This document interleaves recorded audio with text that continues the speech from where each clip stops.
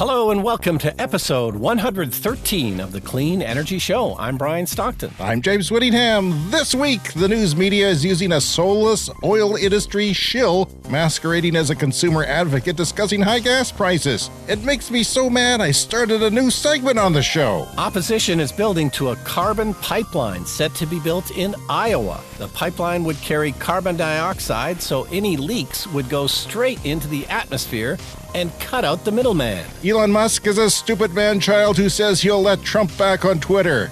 So that means I'll be leaving Twitter for the quiet pastures of Truth Social. I'll see you there. A nuclear power plant in the state of Georgia is now years late and $15 billion over budget. The project was started so long ago, it's what this song was about. That's the night that the lights went out in Georgia. All that and more of this exciting edition of The Clean Energy Show.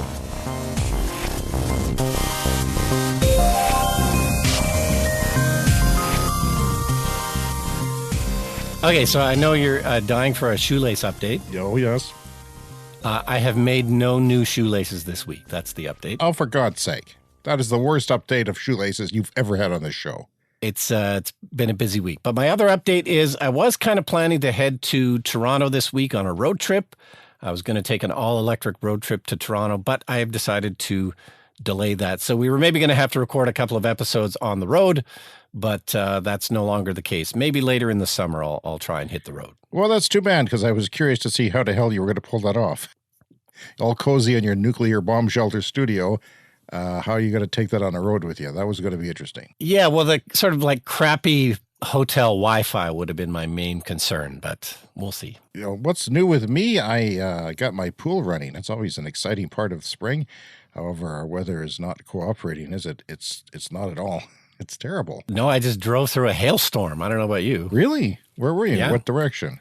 Just here in the south end of the city, and it really came down hard rain with a bit of hail just about half an hour ago. It's weird. It's cold and thunder showery. I mean, you wouldn't even think a thunder could happen too often on days this cool. So we're having rain and clouds and cool weather to our spring, and that's no way to open the pool. But the pool has to be open one way or another, or it'll manufacture mosquitoes if it's a sitting cesspool. You know, no matter what, I have to open it up when the ice thaws every year, treat the water, filter it, and get all the plumbing going. And this year, Brian, I needed an O-ring for my pool light, which goes through the side wall. Oh. And these things are notoriously hard to come by, and especially at the start of the season when they're very busy. That's when everybody buys their pool stuff, is all in 1 2-week period in Canada. Sure. So I had to check it out, and it was $10 for one little O-ring, which is expensive, but, you know, it's a pool store and you need it and it's important. But it was $42 to ship it. To ship something that weighs about half a feather can be put into an envelope. Wow. It was $42 to ship. And the icing on the cake is that shipping was like over 2 weeks. So I'd have to be without a pool for over 2 weeks. So I ended up finding a bunch on Amazon, and boy, am I happy. I got a 10-pack for $10 delivered. And they're even colored red, so I know that they're from Amazon. Just found out that Mr. Musk at a conference, at a interview, said that he's going to put the 45th president back on Twitter. And he says it was stupid to kick him off. I disagree harshly. I liked the world without that. He says that it did not shut him up. I say it did. I did not have to hear about him every day since then. Yeah. It's been refreshing. No, the media doesn't freak out about a press release anymore. I mean, it's a tweet that they go crazy over. Yeah, I guess the argument would be that, you know, the legal system should be dealing with him, but that seems to be an issue, that the legal system is not dealing with him. So, I don't know. What are you going to do? I don't know if I can stay on Twitter. I don't know. Brian, I've got an idea, a bold idea that I want to bounce off you. I haven't talked to you about off microphone. That is, I want to do a project, a big feature project, maybe in a month or so, called CES Project 2040, where we look at what life will be like in the city you and I live in 2040, and how the things that you and I talk about, like real life examples of what things might be like robotaxis, for example, and and wasted money on nuclear and things like that. So is there a reason 2040 and not 2030? Because this show, we plan to kind of go until 2030. True, but a lot of the things will be happening after 2030, and they'll take time to sort of get established. So there's even an argument for 2050, but 2040 is kind of the climate targets that have been set for Paris to get a lot of our reductions done by then, and almost 99% of them basically in the last 1% is in the last decade. So that's why 2040. And besides, I think that most of the things that we talk about will be established even where we live by 2040. So it'll be a good thing to talk about, and maybe a couple things won't be, but it's only 20 years. Can you imagine, what did you think life would be like 20 years from 2020? I mean, from 2000. Did you have any, we knew the internet was here, and that was a big deal. We saw video coming eventually on the internet, but we didn't really know how smartphones would change the world and apps and things like that.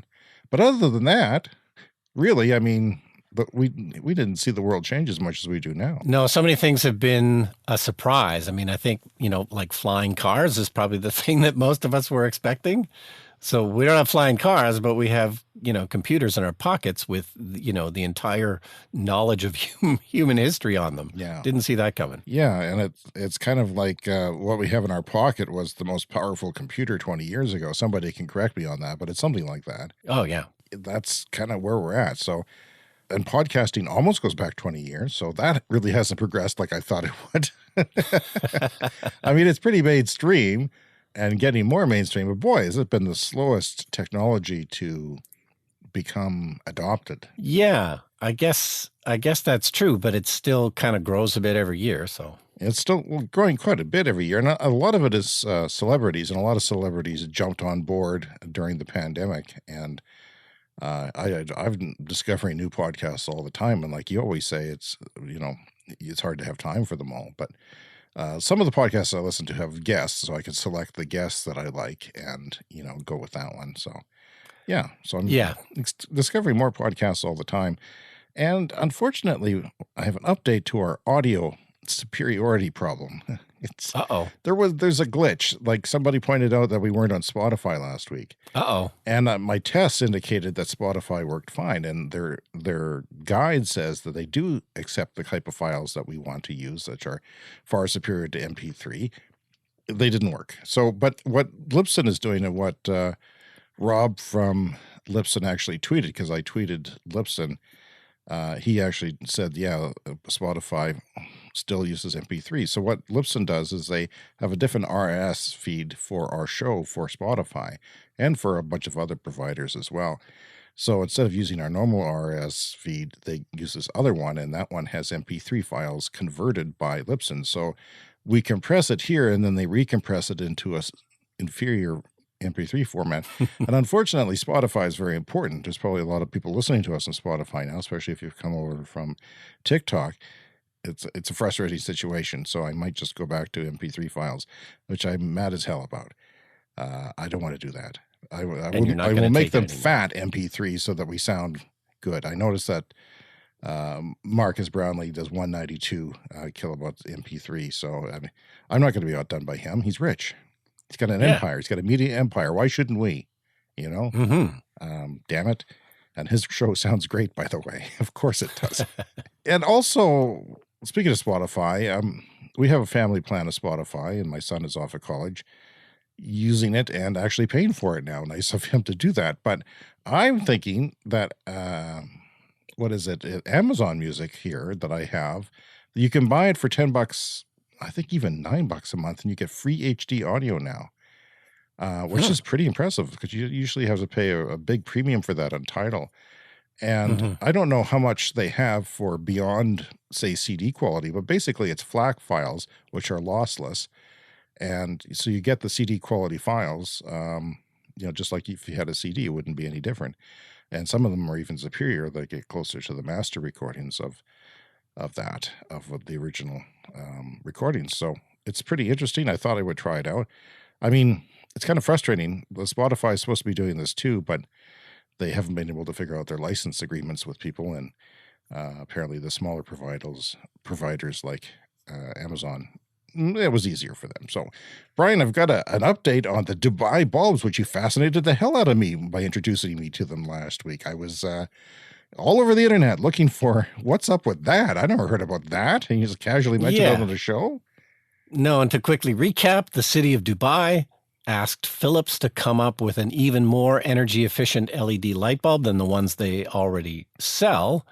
And Philips did that. And so there's these bulbs that are only available in Dubai. So what else did you find out? Well, the government gave them 5 years. They've been around since 2016. They gave them 5 years of only selling them in Dubai and giving the money to the Dubai government. So the Dubai government wanted to hit energy efficiency standards. So they went to Philips, the light bulb maker, and said, make us an even more efficient bulb. So what they did is no great achievement. What they did is they basically doubled the LED filaments in each of the bulbs, the little elements. They doubled the number of them and then powered them at half as the power. And you know how you have heat from, we were talking about the heat loss from these things. Heat means energy waste, right? So whenever you have heat with something, you're wasting energy, whether it's a combustion engine, which, wastes 80% of its energy through heat. That's the case. So yeah, that's all they did is, the bulbs are expensive because they had to double them, and they've got a cool design in the electronics. The people who I saw the person taking it apart and studying it, there was somebody on the internet doing that.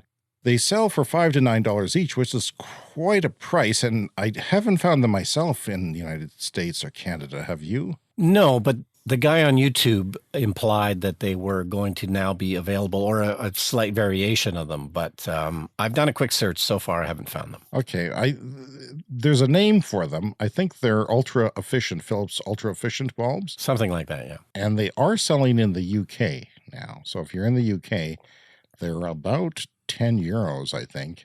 And that's not warm colors. A lot of them are cool white or clear white. Yeah. Well, this has always been one of the issues with LED bulbs. I think their natural state is to be quite blue or sort of daylight color. Yeah. And so it's less efficient to warm them up and move them down. So yeah, these ones are maybe not as warm as we'd like them to be in color. Yeah. And also I had a Facebook memory come up the other day that showed my first LED light bulb. This happened since we talked about this last week extensively. And it was a picture of it in my soffit on the front of the house. And it looked weird because you could see all the light bulbs or all the mini LEDs. And all the little, It was 40 watts and it cost $10 from Walmart. And I remember it burned very hot, though. I remember it actually did burn quite warm for, so I don't know how. But I was excited, Brian. The point is, I was so excited, I wanted everyone to see my one bulb. I thought to myself, where can I put my one high-tech, new, exciting bulb for the whole world to see? And that was on my front of my house for my front step. So, yeah, we're going to keep following that story. They do last 50 years, supposedly. And, of course, 60% less energy is cool, but that won't pay for itself if it costs 2 or 3 times the cost of a normal bulb. And if they're not quite warm enough, like it looks like 3,000 Kelvin, and I'd prefer like 2,700 Kelvin. Ooh. So I may not buy these. 3,000 is probably doable. Maybe I'd have to see them. I also tried to help you out with your search for a heat pump boiler. Remember, you're looking for a heat pump boiler for your rental house. Yeah. I thought, well, maybe my Google skills could go down a different corner than Brian's and I could find something. Well, not really.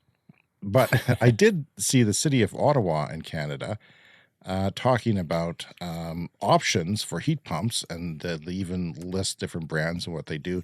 And I saw some literature that quoted Zuba ductless units. That is a brand name, Zuba. And ductless means there's no furnace ducts to go into. You don't need a furnace with ducting. So that would be the case in your house because it has a boiler and radiators, correct? On the floor. Correct. So a ductless heat pump would have a unit that either sits on the floor or in the middle of your wall. I don't understand the wall part, why it would go there, although air conditioning comes out of there too. So yeah, well, there's units, often there's an inside unit and an outside unit, and the inside one often sits on the wall. So these systems are made up of indoor heads mounted on the wall and an outdoor unit, and they actually run pipes with fluid in them. So you can see pictures of it. I've posted one here for you to look at. They're basically plumbing that go on the outside of the house. Like, if you see an air conditioner, you see the pipes that go into the house, and they're insulated usually so that they don't lose any cold to the outdoor air. There's some fuzzy black foam over mine, for example. And so these are, things that they say that you would see in older neighborhoods, which yours is in, with boilers and radiators. So that is an option. You don't actually use the existing system of the boiler and the pipes, but because it doesn't have ducts, you use this system and put heaters in different rooms. But this is basically an air source heat pump. Yes. So again, it's only going to work down to -20, -25 Celsius. That's right. And that's the trick. So the only way that I see that working is having 100% electric heat as the backup source instead of natural gas. So yeah, there is something called hybrid pumps where they actually have natural gas built in as a backup, and they'll actually run the natural gas for you during peak power times, peak demand times, if you get charged more for your electricity at supper time. So that's one thing. Another thing is I want to talk about, was CN, the Canadian National Railway Service in Canada, has said that it is buying electric locomotives as a test. They sometimes use them in rail yards because, I used to live a block away from a rail yard when I was a kid, and it happened to be CN, by the way. And all night you would hear them clanking the trains and going back and forth. Yeah. And it was kind of like background noise that you became used to. And, I live up a completely different part of town, and I still hear the trains. The trains are all over the city. They shouldn't be, but they are. They should be going around the city, but that costs too much to do now, to bypass the city. So that's one thing is noise is a big deal with trains. Like the clanking's not going to go away, but the fumes that local residents have to put up with, they're not good. Diesel burning trains generate a lot of pollutants, not just global warming pollutants, but bad for human health pollutants like nitrogen oxides and particulate matter and all that sulfur dioxide that's linked to acid rain. I thought it was interesting, though, because they said that it's going to cut 30%.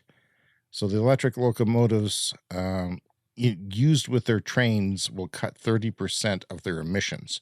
On routes, this is just on routes where the topography allows the trains to partially recharge the battery with regenerative braking.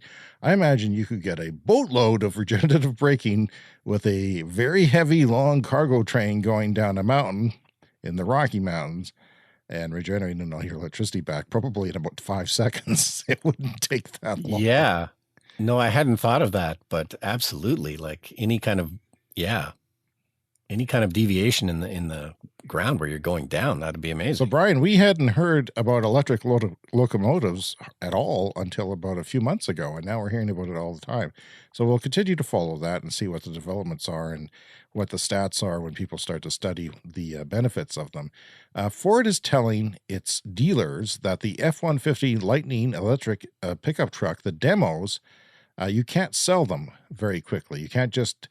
They're giving them demos. They want people to try out the electric technology, which is a good idea, and not have an empty lot where you can't try it and you have to order it. Yeah, so they're going to get mad at the dealers if the dealers end up selling the demo models. But here's my thinking is that they already can't make enough of these things. Yeah. So in having the demo there for people to drive and encourage them to buy it, I mean, sure, they'll get put on a list and then maybe a couple of years from now, they'll be able to get one. Well, here's what I'm thinking. Contrary to that, I'm thinking there's a lot of fleets involved. Those fleets represent an awful lot of vehicles. So if they can go down and test one out and know about it, then I'm okay with 2 years from now, a crap load of electric pickup trucks hitting the streets, because even though I wish it was today, I watched the review of the low-cost $40,000, for fleet. They call it for fleets, right? The Pro version is for fleets because it's got lower range, but man, it's packed with everything, Brian. It can weigh your payload. It's not an extra feature to weigh your payload. It is an extra feature to have 240 volts to power tools, but you get the 110. A whole bunch of 110 outlets in the front, at the front and in the back.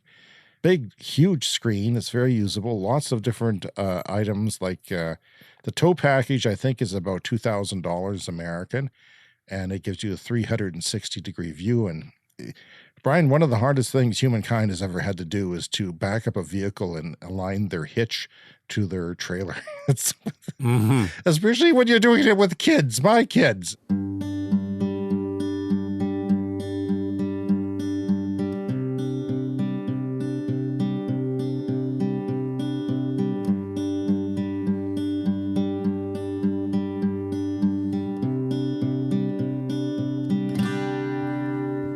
Okay, so have you ever heard of a carbon pipeline? Brian, I have not. I have not heard of a carbon pipeline. I have not heard of a carbon pipeline either. But then I read this story from the Energy News Network, and it's by Dan Haugen. And there's a pipeline in the works that is going to carry carbon dioxide. So the idea being that we're going to be capturing a bunch of carbon at these fossil fuel plants that still keep running. We got to figure out what to do with that carbon. And so transporting it by pipeline is an actual idea that is in process.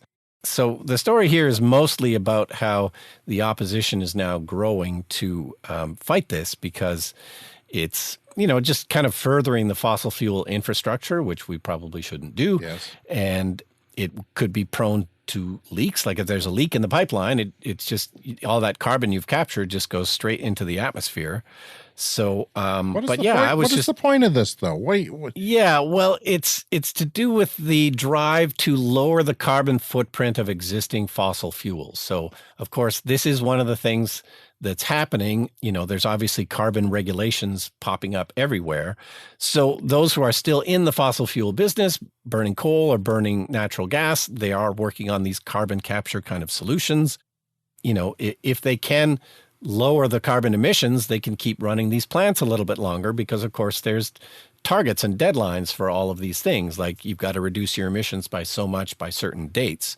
So it is possible that this is one of the stopgap measures for the next few years. But again, it's, building more infrastructure that supports fossil fuels is probably a bad idea. Okay, so agrivoltaics is something I talk about on the show a lot because I'm a fan. That is when you intermix land use with solar PV and agriculture plants. So I was watching actually the Twitter feed of Jenny Chase, which is a famous solar climate activist and scientist from Texas, on the Twitter this morning before it disintegrates into chaos. She was live tweeting the solar conference. One of the subjects for a while was agrivoltaics, and there was a guy there named Alfred Weinberger of EWS Consulting, and he had a proposal for wide set photovoltaics, PV panels and tracking. That is to put a large amount of space between the panels so that heavy machinery can access the crops. That point of view was to make sure that the agriculture was the most important part. And then you get rid of the weeds and stuff like that, too, if you let the machines come through. Miriam de Blasi of Enel Green Power, she reported that there's studies that showed improved yields for peppers, thyme, aloe, and broccoli from crops under solar panels, and had no interference with solar at all, and did perfectly fine. In fact, an increase of the yield. So it will actually benefit some crops. In some cases, you probably have to water less because they're shaded and less evaporation. Or if you got sheep or goats, they can, shade themselves and relax under the panels, get together, talk, gossip, or whatever they do. They're notorious gossips. Yeah, it's kind of annoying, actually, but Germany's net zero grid of 2045 was pictured here in graph form, and I thought that was very interesting because they're getting rid of nuclear. So this is a nuclear-free power grid in 2045 of what they are working on, and this is what it would look like. There is, I noticed, a few areas in winter where they imported a little bit from elsewhere, perhaps solar from a long ways away. But for the most part, I was surprised. You can see there the battery use is actually pretty small and mostly in winter as well, mostly just seasonal. But you can also see these huge solar peaks that stand out from everything else. Those will be free energy. And the question is how to utilize that. This is the Tony Seba Rethink X kind of thinking, right? So in 2045, the grid for Germany is going to have these huge spikes, basically in the noonday sun, And this is just going to be a beneficial byproduct of a clean grid. So it's not a problem. It's a benefit. It's a bonus to have the power spiking. Yeah, and a lot of that is wind. There's a lot of wind in the valleys of those spikes, and not a lot of batteries. You don't have to have that. We kind of tend to think we need a crap load of batteries in order to have a completely zero emission grid. And that's not the case. It's actually a fairly small amount of batteries. I was surprised by that. I don't know what the mixtures are, but Germany is a fairly cloudy, poor solar generating zone, right? Mm-hmm. We do a lot better where we live, and we're kind of at the similar altitude, I think, or similar longitude, or latitude is too long. I can't remember. You start to fade away, kids, when you get out of school and it all goes away. And you really just want your mush every night at mealtime and to watch Jeopardy. I don't watch Jeopardy. I'm just assuming I will one day. So that's... Oh, you haven't been watching the Canadian... No. Yeah, she finally lost, but won 23 games in a row. It was quite exciting. Okay. 23 shouldn't be that smart. It's wrong. It should be at least 30. There's things you could do with that electricity, though. I mean, you have to make those decisions. And one could be you charge up your school buses and your city buses and your robo-taxis, maybe for free during those peak times. You have an app and it tells you, okay, we're having a sunny day. We have excess power starting at 1 p.m. to 5 p.m. and go nuts. So or maybe you make green hydrogen and use that, store it away for the winter. Desalinate water in some areas will be a use of free electricity. So this is a weird concept that I guarantee you people who are not embedded in this stuff have not even thought about. No, and this is the kind of thing, I guess, for your project to imagine 2040 and what that will look like. And having free power for a part of the day is not something most people are thinking about. Yeah, so I want you to work on that project. Contribute a couple of ideas, will you? Just in your spare time. If you're in the bathtub, with the bubbles, just something comes to you, just jot it down someday. So it'll be like a Back to the Future thing where, it's like 2 neckties. Everybody will be wearing 2 neckties. Is that it? We don't have the budget for that, but yeah, something like that. This is the Clean Energy Show. Yeah, so just while we're on the topic of nuclear in part, just because we've been talking about this on the last few episodes, how there is very little new nuclear happening, and when it does happen, it's very slow. So there was just an article here from Power Magazine. This is in the state of Georgia. They've been working on this nuclear power plant for a very long time now, and it continues to go over budget. It was originally going to be like 15 billion. It's now around 30 billion. It's now several years overdue. When it comes online, they're getting kind of close. They're hoping for 2023 now. And when it comes online, if it does, it'll be the first new nuclear power plant project finished in more than 30 years. In the United States or North America. In the United States. So I don't know. This is quite astonishing. I mean, they've come so far. It probably makes sense to spend a couple billion more, but we always like to do the numbers compared to something like solar. So once the thing is done, it will produce 2,400 megawatts, which is really decent power capacity.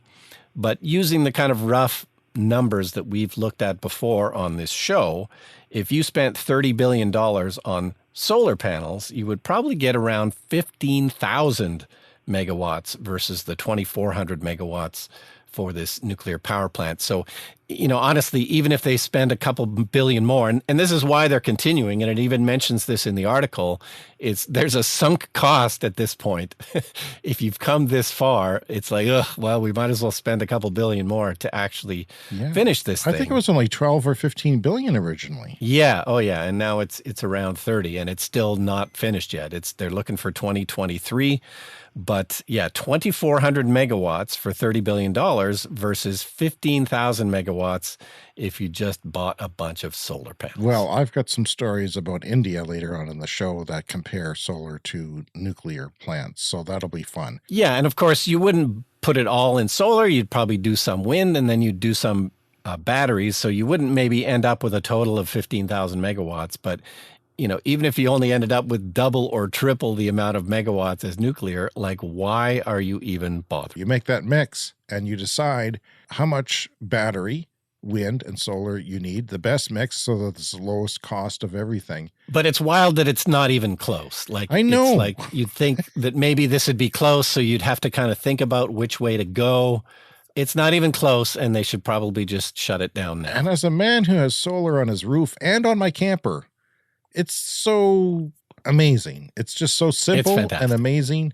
My car is being powered by electrons from the sun shooting photons onto this panel on my roof, and it just magically makes energy.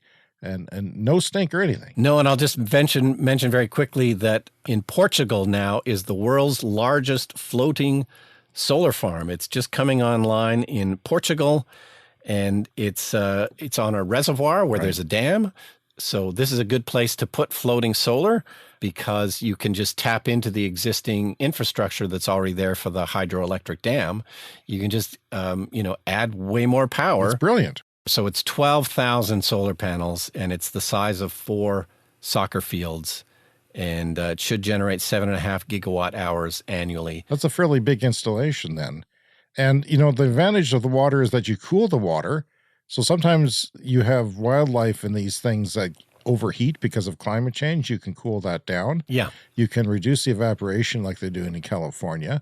That's also when they're desperate for water. And also the water cools the panels and makes them more efficient because once you hit 25 degrees Celsius and above, you start to lose the efficiency. So they don't give you as much electricity for the same lighting conditions. I imagine there are some possible downsides too that you would have to look at. Yeah. Like, I don't know how it affects the water in other ways. So, I mean, presumably they've figured that out. Do the panels need to be replaced more often? Are they durable? Are they more expensive because they're in contact with water more often? But then rooftop panels are in contact with water more often. And Australia, there was this company in Australia that had a fan that went under their rooftop solar panels that they were marketing. They were saying they're going to last decades longer and produce more electricity. So if water does the same thing, then hey. No, that's an interesting thing, where you have a fan, basically blowing underneath the panels to kind of collect the heat and get rid of the heat, or maybe heat your house with them if you need that heat. But it should absolutely make the panels last longer. Brian, I have a new segment for you called Make James Mad. As you know, I get angry on the show. Carefully watching my blood pressure. Yeah. We monitor it, and we hope to have a nurse standing by when we get a little bit bigger of a show. Okay, here it is. I've often seen this guy for GasBuddy.com, which is a company that started right here in our city. That's right. And is now an app used across North America to find the lowest gas prices where you live. Yeah. He was sort of a columnist for that. So as an expert, I would see him on TV a few years ago, and I thought, well, that's strange. He doesn't seem to be really talking about the consumer. He seems to be like he's very pro-oil. And now with gas prices shooting up again, he's on all over the TV again. He's all over Canadian cable news.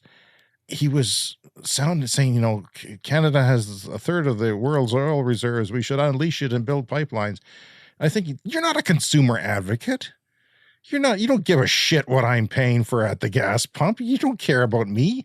You're shilling for oil companies. So I looked him up, and I went to his LinkedIn page, and he's now has this organization, which he calls himself the president of, Canadians for Affordable Energy. He used to be a liberal politician, but now he is the worst kind of oil shill that garbage has ever created. He's a piece of human waste, in my opinion, and he's sold his soul to big oil. So, and he's been all over CBC, and his LinkedIn page has his website, and you click on it and you get porn, Asian porn. So he's not even updating his link to his own website. It goes to Asian porn. The classy guy we have here. And I'm mad at CBC for even thinking about putting them on. And then you go to his website, and here's the post from his blog. Who will tell Trudeau it seems some segments of British society are apparently upset about their disastrous consequences of committing to net zero emissions?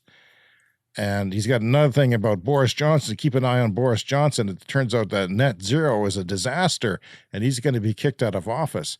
Well, he was running into political trouble because he partied during COVID, not because he's actually doing well because of his zero emissions policies. He's looking like a bloody genius now with the war on Ukraine and the gas prices and the limited fuel supply from Russia. He's looking like a genius because the UK is leading the world as far as major countries go. And they're the envy of the world. And their electricity, as we've pointed out on the show, is actually getting cheaper. If he cared about consumers' transportation costs, he would be steering them towards EVs and talking about how it costs a couple of bucks to fill up an EV instead of, my son in his Honda Civic last night spent $70. He said, that's a video game. Oh. He said, I just spent a video game. My wife used to, her currency was CDs back in university. And it was, sure. I could have bought a CD for that pizza meal, CDs were the thing, $20 a unit, and now his unit is video games at $70 or $80 a unit. So this guy from Gas Buddy, he's basically using people's anger about high gas prices, which everybody is. Their website says we promote the benefits of affordable energy by informing Canadians about it, advance policies that encourage it, and we are building a national constituency to support it. In other words, he's trying to change the minds of people and get them to support oil.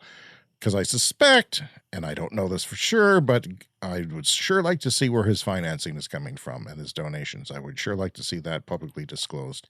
He's a jackass, Brian. He's an absolute jackass. Do you want to say his name? I don't think you've said his name. I don't want to say his name because I don't want to get sued. Here's another thing that he had on his website. The latest IPCC report is anti-fossil fuel alarmism. Saying that the world is ending is not anti-fossil fuel. Yeah, well, this is certainly the playbook of many, political arguments.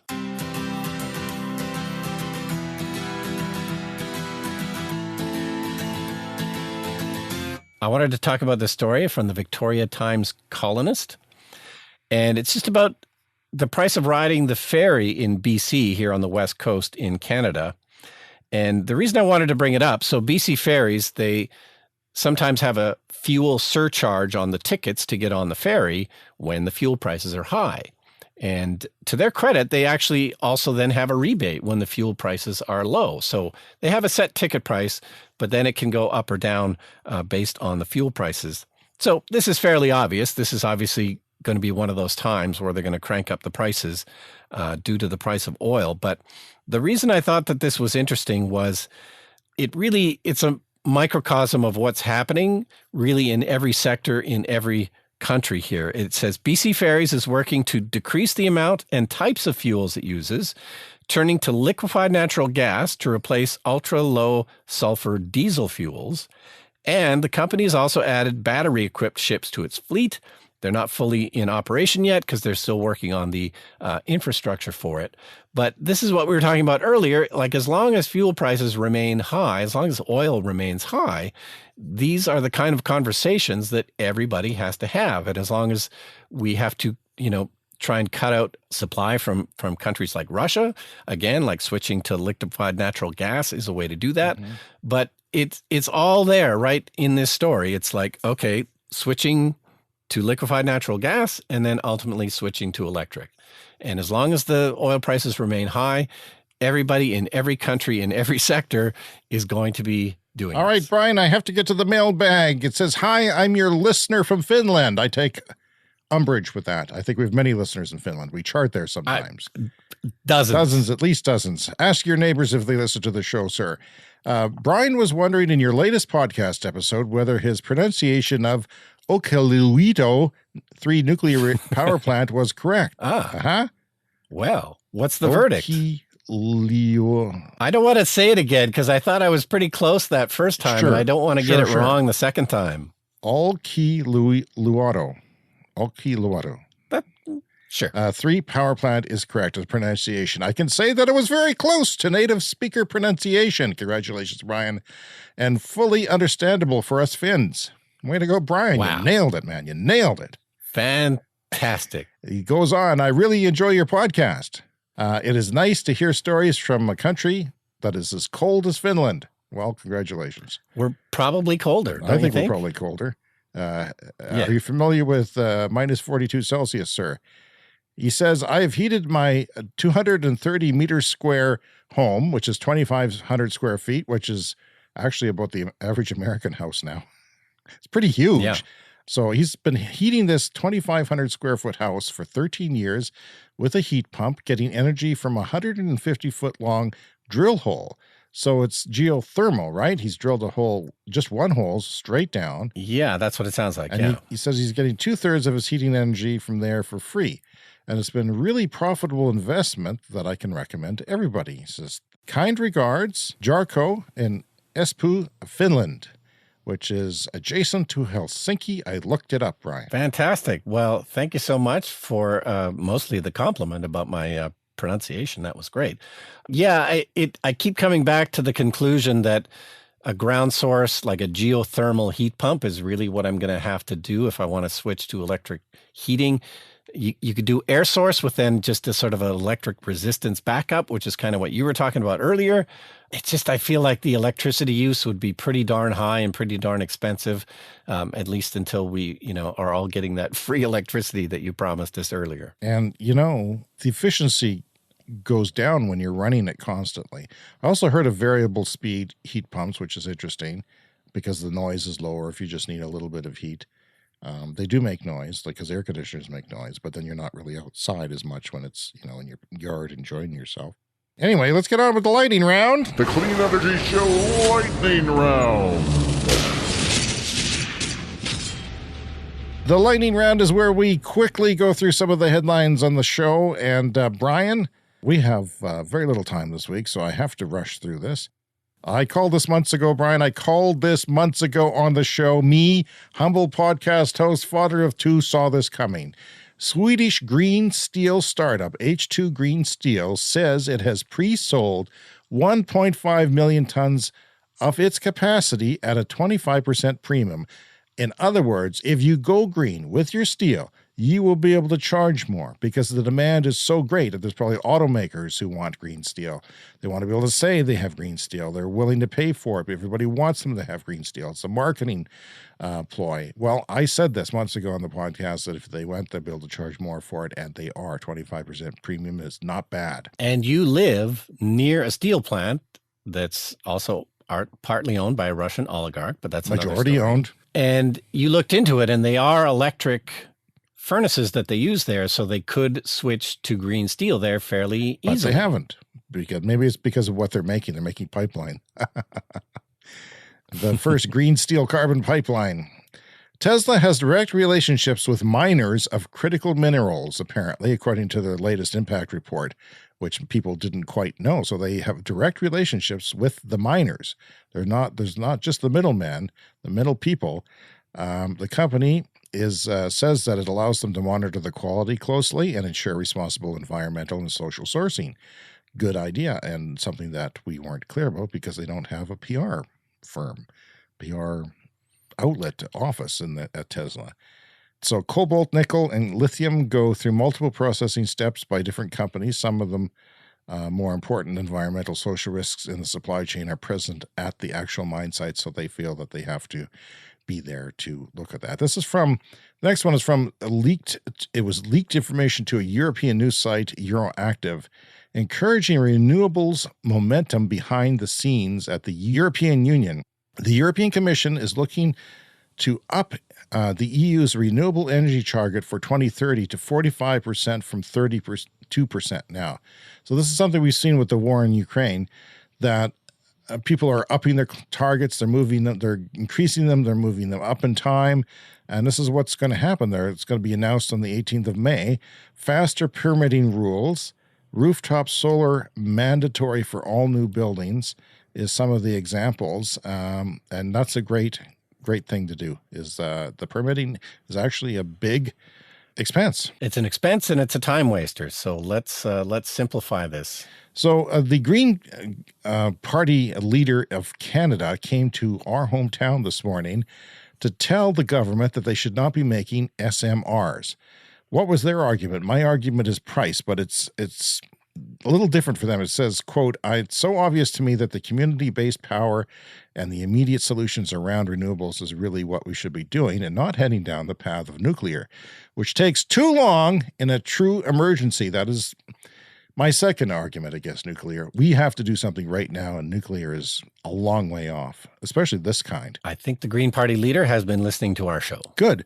And you know what? The stupid province of 1.2 million people, they want to put money not only into buying the reactors, they want to develop them. They want to put money investing into the technology.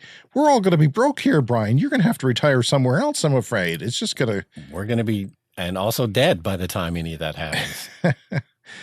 And the quote goes on, "We see over and over again the supposed climate plans put forward that involve solutions that take decades to come to pass when we really have very few years to turn everything around." And also in that Tesla impact report, Teslas using autopilot are 8 times less likely to be in an accident compared to the U.S. total fleet of vehicles, according to their report. Is that increasing? Is that getting better? Have you noticed that getting better year on year? Yeah, it's something that they've definitely said that it's improving every year. And yeah, we'll see. It should keep getting better. Hyundai and Kia are pondering a new EV factory in Georgia.